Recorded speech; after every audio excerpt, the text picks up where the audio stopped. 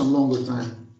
And is there some kind of rule as to how much time should be between two sessions? Okay, yeah, that's a very interesting question.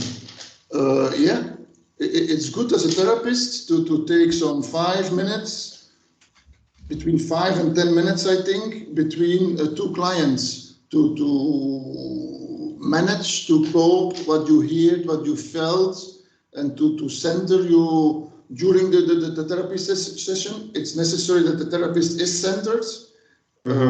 What does that mean? What does that mean, centered? Oh, that you feel a deep gravity inside yourself, that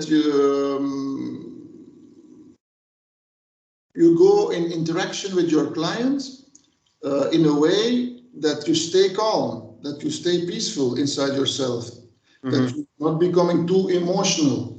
So gravity, grounded, centered, having your contact on the chair for yourself is necessary, but sometimes we are human beings in the interaction.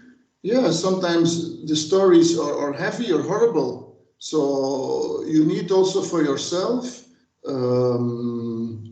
to cope a little bit during already the therapy session, but also after it.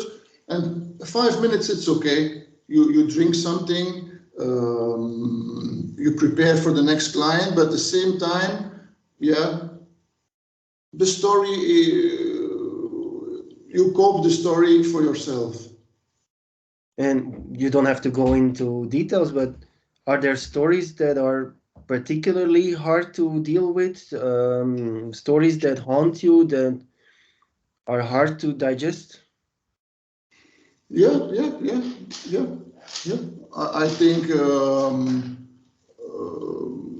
think every story touches me, and I think that's good. It's not a level that it touches me that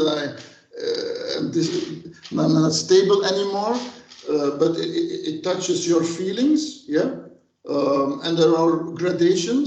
So when the more people suffer in their life, the more you're also touched by their story. You have single stories.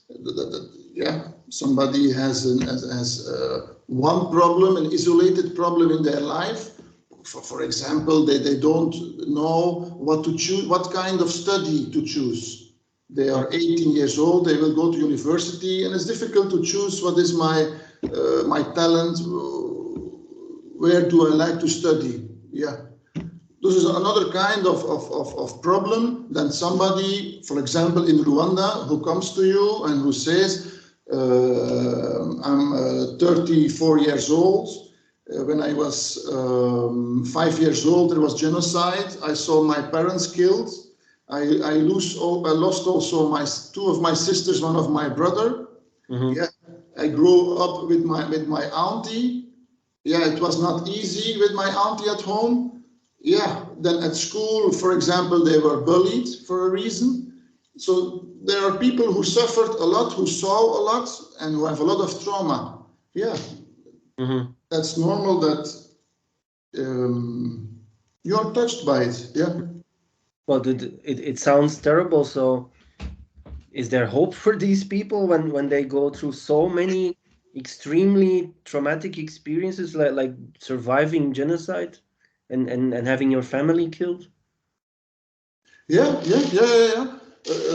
So there is always the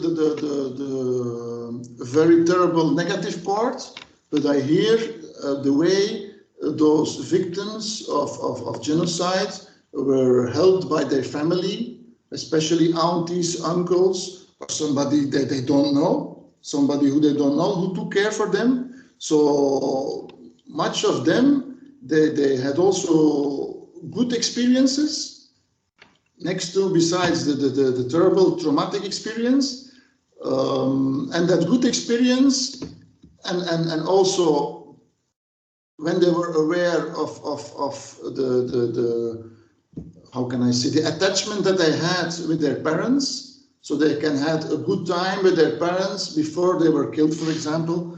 And that good time gives also a lot of energy, gives also a lot of stability, security for the future in their life.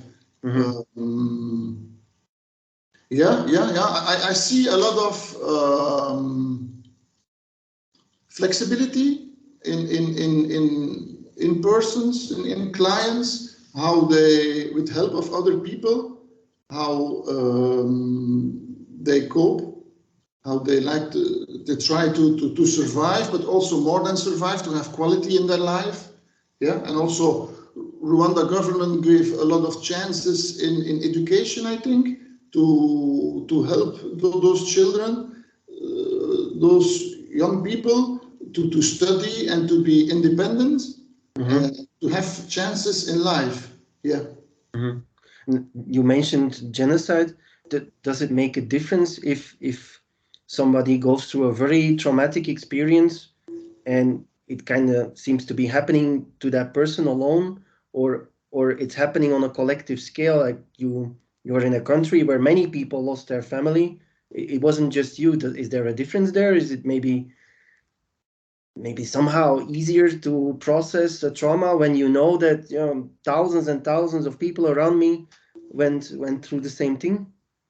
Yeah, I think so. I think so. I hear that people in schools, in communities, they find each other to talk, to share experiences.